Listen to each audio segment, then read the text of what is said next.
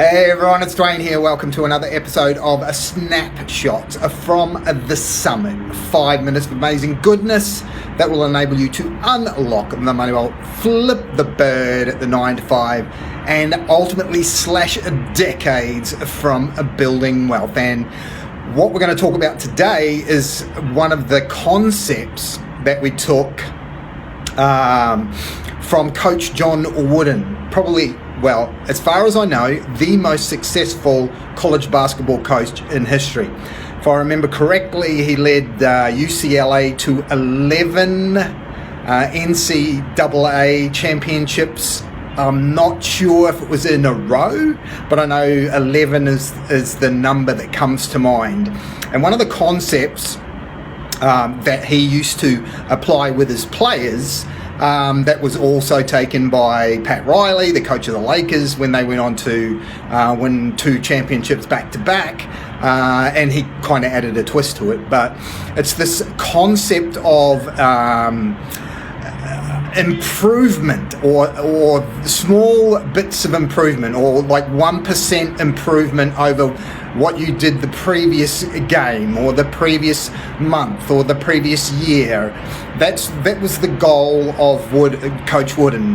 When they came into the next season, what he was looking for is he was looking for 1% improvements across the board. So 1% improvements in rebounding, 1% improvements in steals, 1% improvement in shots taken, 1% improvement in scoring percentage, all these kinds of things like that. So when you add these little 1%ers up across the board with each player who's increasing their aspects of their game by 1%, it adds up to a massive increase over time, right?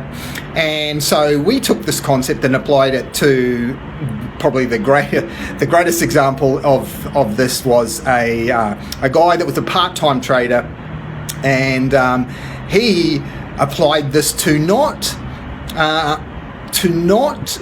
the result he was looking for, but so as Coach Wooden was applying it to the process that gives you the result, right? And so the process he was applying, getting percentage or small percentages better at applying the process that ultimately leads to the result, right?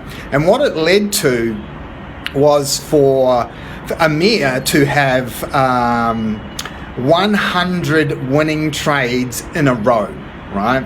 100 in a row. And now he's actually a full-time Forex trader. But it all went back to this concept of looking at the areas that you are looking to get results in, and then applying the philosophy of just trying to get better by a small or tiny percentage each time you enact the process, right? So, you know, just like we talked about on a previous episode, it's like instead of practicing 1,000, Bruce Lee talked about the same concept, mastery, right? This is how you become a master. This is how you make big improvements, by focusing on small areas of improvement across the board. And so that's my request of you today is look at the areas, or look at the results that you're looking to achieve, and then kind of step back and ask yourself, what are the actions, what are the habits, what are the processes that ultimately give me this result, and then apply the 1%ers. How can I get a little bit better each day, each week, each month, each year at this action, this habit, this process that'll ultimately give me the massive outcome that I'm looking to achieve. Just like Coach Wooden, just like Pat Riley, just like your famous athletes, you know, your LeBron Jameses of the world, your, you know, Willie Mays, any athlete that you can think of, any successful business person you can think of, they apply this principle of getting better consistently over time at the 1%ers that make the difference, my friends. So what are the 1%ers that you can apply that are going to make the difference for you to be able to unlock the vault, to be able to flip the bird at the 9 to 5, to be able to slash decades from building wealth?